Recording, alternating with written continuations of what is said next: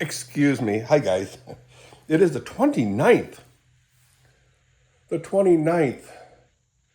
Help me, Rhonda. Help me, Rhonda. I think that's the Beach Boys song. Don't quote me. It's the 29th of May 2026. And I got up this morning a little bit late. I know I'm blinking and all that because my eyes, about 3 o'clock in the morning, I woke up and my eyes were so dry. And this happened years ago. I'm talking when I was still working at Lear Corporation, the Walker, not the Walker, but the Alpine plant. No, it was Walker. I rubbed my eyes so bad that I actually split my eyeball. And it hurt so bad, dude. It hurt so bad I couldn't take it. I'm going, It was so bad. But it cut the eye, actually, the eyeball. And nothing could resolve it. It hurt so bad. I had to go home. And then I went to the doctor, eye doctor. At that point, it was on the corner, it was on the East Beltline, just north of M6. No, 96. So East Beltline, just north of 96. East side of the road, and M37. And it was so bad. Let me feel the weather.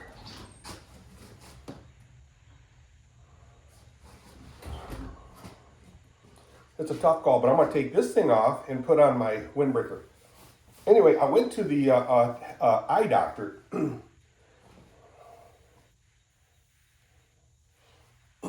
And what he did is he splashed some, I was told it was like liquid cocaine on my eyeball, because he saw that, with his big machine, that it had a slit. So he puffed a little bit of I was told it was cocaine, pain number, skin number. Anyway, he did that. So then the pain was gone. I said, "You healed me." I mean, it felt so great. And then he put on a,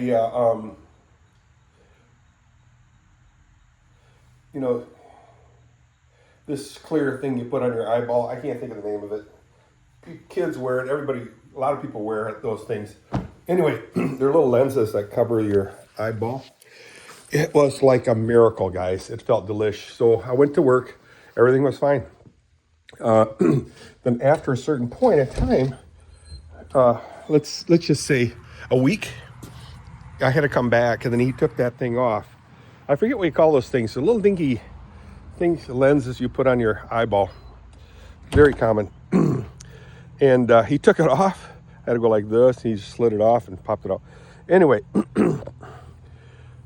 about a week or two later, the maintenance manager, Dave Borson, had the exact same thing. So I told him, I says, go to the doctor, blah, blah, blah, blah, blah, and he'll take care of you. So he went there, and poof, he was like healed.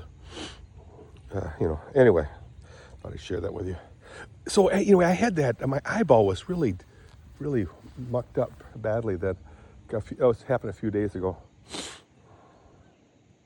So what reminded me of it was I was just rubbing my eyeballs and sniffing and clearing my throat and all that happy horse crap. And it might be, hey, welcome aboard. Tucker is back. Ladies and gentlemen, Tucker is back. I did raise his condo up maybe 2 inches because his knobby. Hi, sweetheart. Tucker, you are a doll. Who doesn't love you, right, baby? Hi, sunshine. Oh, the shade kind of mucked him up. So he's getting some sunlight. Look at that beautiful boy. Oh, you're such a pretty boy. You are such a pretty boy. Now, he came yesterday. I had to put this thing up. And all I do is I made 4 sides, right, with chicken wire. And then I put, electrical wire straps. I don't know what you call those things. Doesn't matter. But there he sits. And he loves it in here. And he eats dandelion leaves. I'll give him some more. for some reason, they say his shell got really knobby, but I think what it was, it turned really colorful, and it looked really bad. Now, he used to let me pet him. He still does. Hi, buddy. Now, here's the funny thing. He goes to Zion Christian High School lab. He loves this for some reason. See, he raises his butt up. See him? I think the vibration really gets him going. Look at him. What a doll. Oh, you're such a pretty boy. You are such a pretty boy. I think he's a boy. We call him a boy. But he's really cool. So he's back. So we have him summers. I'm going to make a bigger one of these. Put some, and it'll be a permanent thing, I'm thinking. Not sure where. I want it in the sun. Then I'll have another one of these things made in a corner. And then he'll be able to stand in the sand. And then there'll also be a heating pad here. I'll put electrical outlet someplace close by so that he can sit on the sand. The sand will be really warm. He'll sit on the sand. I'm burping while I'm talking to you. Pardon me. I got a weed whack around the MG. And just so happy to have him back. He has been climbing out of his his home, which is about 2.5 feet off the ground, at Zion Christian Lab, high school lab. And Chrissy told me, she's the teacher there, my daughter, that he would climb out of it, fall on the ground, and, well, you know, young teenagers, especially the boys, they're not real kind to, hi girls, to animals. Are you kidding me? I just filled this thing, and you know as well as I know for a fact that crazy raccoon comes in here and eats all my food. And then as Bug's story says, where's my food? Where's my food? Where's my food? I think it's Bug's story. The ants, ouch. I need my gloves on. My poor hands are so tender. So tender. As Tom Slenderbrook would say. I saw Tom Slenderbrook yesterday. Christy and I went to Fred Hekstra's funeral. And it was well attended in a Christian Reformed church just north, or the north side of 68th Street, just east of Madison Street, Colorville. Fred Hekstra attended that church for many years, and there was a minister named Professor Reverend Mr. Sasha something. I don't know what his last name was. But he was a preacher in the URC churches and now the CRC. So I'm just curious how that works. Hi, sweets. Hi, sweets. Why the long face, honey? Why the long face? Look at that doll. Stop it. So, Lucia, stop it. There's Whitney. So Oscar's that one right there. Oscar, Lucia, Whitney. Woo woo! I remember their names, no problem. So, Fred Hekstra's funeral. What about it, Dirk? What about it? Well, he was born in 1933, I believe. So he passed away when he was 93 years old. You guys do the math. See if my math is mathin'. How am I doing? 9-minute long video already. Yikes! So, Fred Hekstra passed away, guys. After 93 years on this wild and crazy earth that we live on.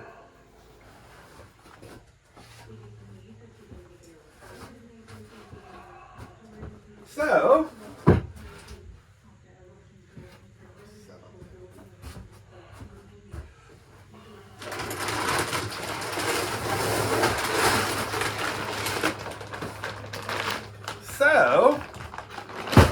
let's get the grain mixed up and brought out. Let the horses out. I have Titus, Tetra, and Sabrina over. Yay! So Kathy's got to work tonight, so I have to help her a little bit. She's 1 o'clock. She's got a parade of home things going on, so that's going to be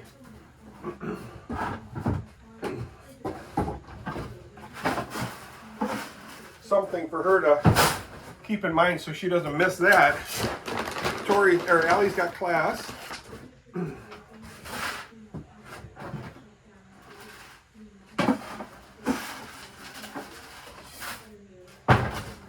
Allie's got class right now, so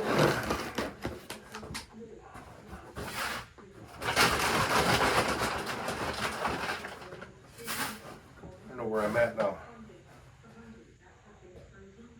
That's 3. I think this is it.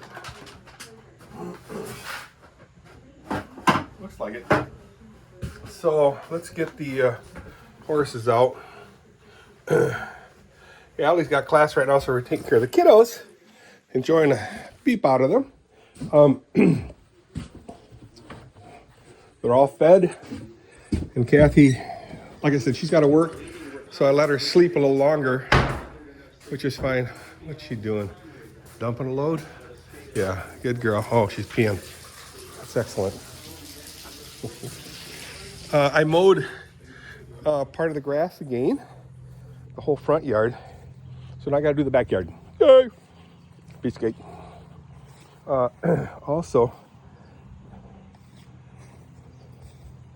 it is Friday. So tomorrow there's going to be an RV gathering of sorts in Allendale. I don't know. Ringo is going to throw a little get together. And I get to play guitar and sing. So that's kind of cool. I just, oh,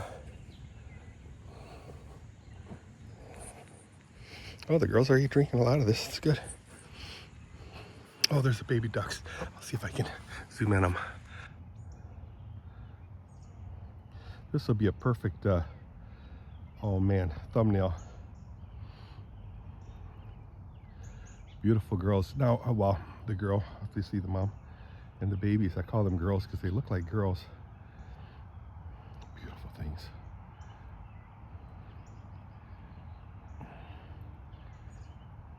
See them? Just gorgeous. Just gorgeous. Look at them. And they can hustle, guys. They can really move fast.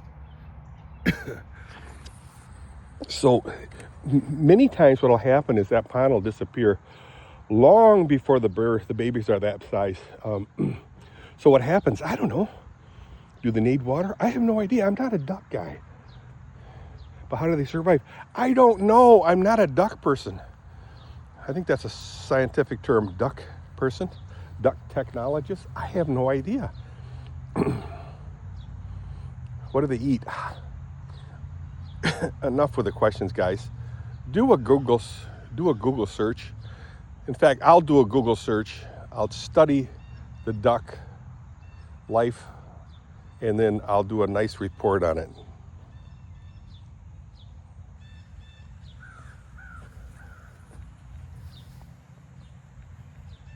The crows are out in force. I can hear them, and I just saw one fly into the woods. There were a bunch of buzzards, if you will, flying around above the wood line. Check out the sky, guys. It's beautiful. Got some chemtrails happening. 1, 2, 3, 4, 5. It's amazing that so many planes fly overhead. I mean, really, really, really high. So in other words, they're flying over, not dropping into the, Gerald Ford Airport.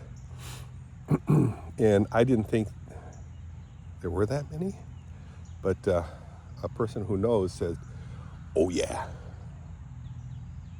crisscross everywhere. So the ducks, my eyeball crack. Oh, the turtle. I have to, after I let the horses out, clean the stalls, I'm going to, oh, Cassie's got to work.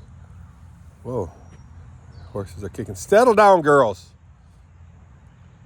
Cassie's got to work, so I got to get crack-a-lacking. I'm going to do a deep lot dive on the barn, so all I have to do is just let the horses in tonight and then give them grain, and I'll be done. Oh, Fred Hekstra passed away. Met several people.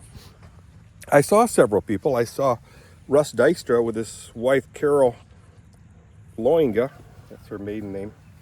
Carol Loinga and Russ Dykstra. I saw Dave Russberger's dad.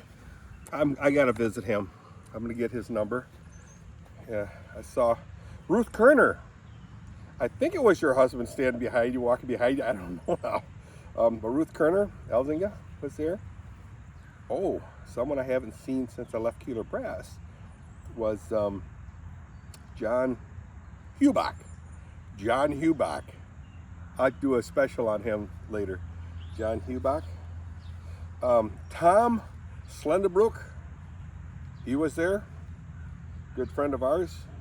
And yeah, Slenderbrook. In fact, he is the brother to Fran Hekstra, the widow of the passing away of Fred Hekstra. Scott Kallenhovers, something like that. He was here from, I didn't see him, but I saw him, his signature on the funeral thing. Who else? Hang on. Hold that thought.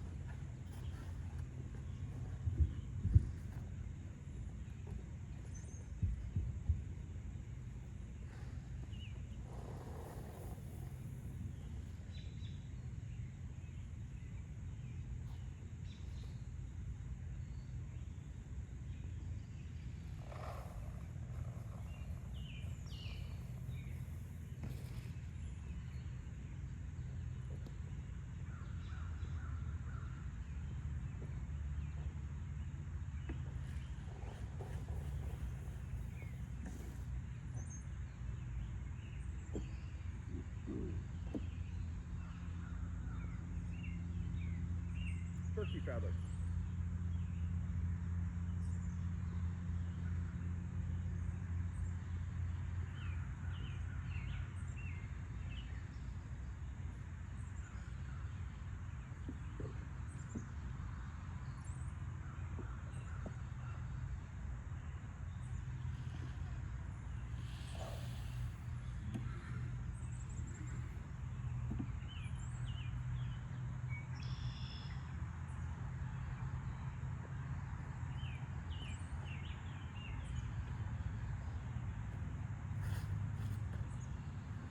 I don't know what this looks like. Can you see it?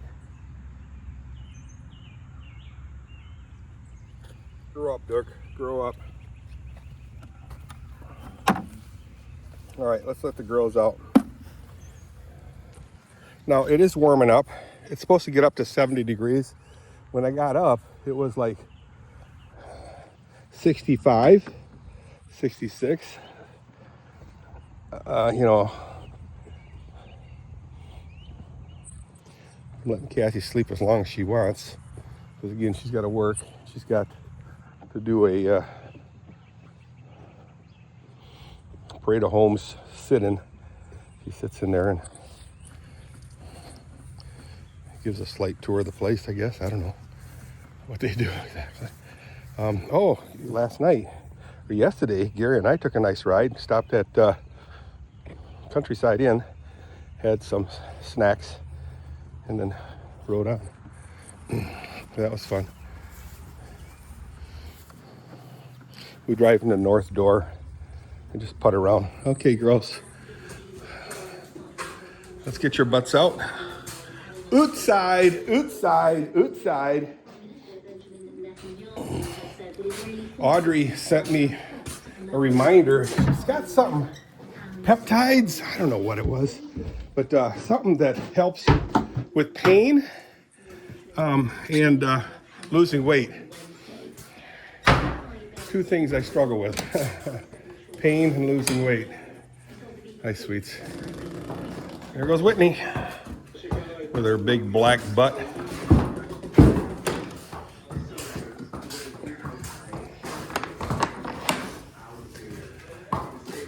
It's a little windy, so it's nice.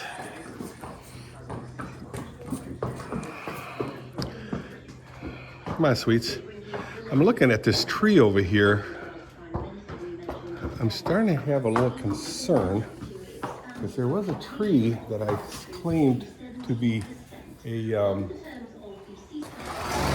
willow, which Kathy loves. She loves willow trees.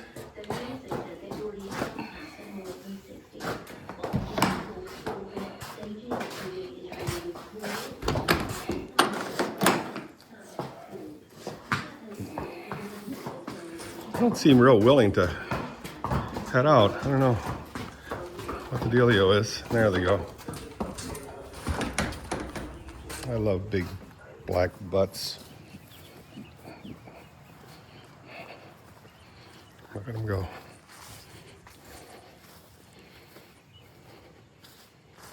Yeah, so there's a song named Green Sleeves. And the tone, I think it was written in like, I don't know, the time of King James, the guy that had the Bible translated for political reasons. But God uses. Ooh, shoot. See that, guys? These things right here. Oh, you can't see now. A bunch of pollen comes sneaking out of there into my nose holes. Both nose holes are filled with this kind of pollen. Came flying out when I bumped it.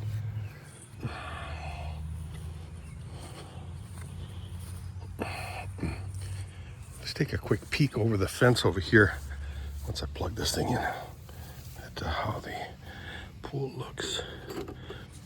So we opened the pool on Memorial Day, which was Monday, and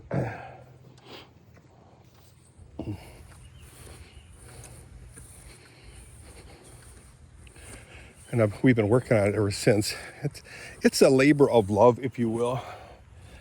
Eye roll. I can't do eye rolls very good. Eye roll. No, it is. It's nice because the kids just love this pool. Kathy loves it. The girls like it because they use this as a exercising implement, if you will. And it's looking clean. Smells delish. And for the 20th time, this thing needs to be replaced. Yeah, it's 30 years old now, 27 years old. And most of it is, you know, I need to get the diverter, the valve changed out to a newer style because it's old. You know, oddly enough, Kathy told me, and I don't know if this is true, is she a liar? Are you calling her a liar, Dirk? Are you calling her a liar? No. But she says that she only backwashed this thing 2 times last year. I said, what? Yeah, 2 times. Hey, who am I to question that? I don't know. I'm not going to question her. Don't you dare. Hey, check these flowers out, guys. So what happens is this stuff, some of this stuff here, turn into like vines, if you will. I hate it when people say if you will, but if you will. And it totally filled in the window. So I had to scale it back, cut it all down. And yeah, I just need to keep it under control. But the diverse type of plant life here is just phenomenal. Again, I'm not a horticulturist, something, what you call that. But these are, I think these are like wild onion. And I think, yeah, right here too, if you look carefully, you can see the paper reeds by the brook right here. See that? And if you bust them and stick them in your nose, oh, they smell delish. So there were three things I got from Brenda, Kathy got from Brenda Coke. It's this, and then there was oregano, and I'll be cow kicked if I know where that is. And something else, I don't know what else, but there are three things that Kathy planted here. Does this look like a garden? No, by no means. By no means. Question is, does this look like a garden? Answer is, by no means. I mean, look at this. It looks like a wild garden. Look at these flowers, guys. These almost look like orchids, you know, if you kind of close your eyes and use your imagination. Oh, here, I think this is the oregano right here.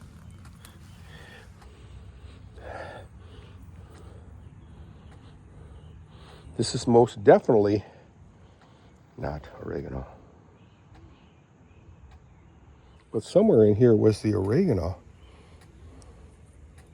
that Kathy transplanted from Brenda's garden. Brenda and Megan's garden. Is this it here? Maybe this is it. I'm standing right on it. Oh, yeah. Oh, man. Dirk, you simple-minded. Oh. Wow. I wonder if I mix this with onion or chives. I guess they call this chives. Do the hand chive. So I'm kind of mixing it together. Guys, glorious. Oh. Wow. So here's the deal, guys. When I mow, I get awful close to here, and guess what? I ran over part of the oregano. This area right here, what I was just standing on here, is oregano. And now this thing here is starting to choke it out. Oh, man. See, I think this is oregano flowers. Yeah, see, these vines are starting to choke it out. I'm going to go in here and kill all the vines. Kill! What kind of talk is that, Dirk? Oh, they need to go. They don't pay rent, and they cause me nothing but trouble. And it's going there, too. I'll chop that down. So that's the oregano. I was standing on it, guys. Hey. Anyway, it's a weed garden, if you will, but pretty nice looking, actually. Yeah, what do you think? And here's all weeds, too. So, a lot of toppers covered, guys, but will I do anything about it? I don't know. The parking lot there, look at the blue sky, guys. Isn't that glorious? The parking lot there is just calling my name. So is the MGB, so is the Mustang, so is the Mopar, so is the Corvette, so is the Indian. A lot of things call my name. But hey. All right, I'm gonna go clean the stalls. I know the kids.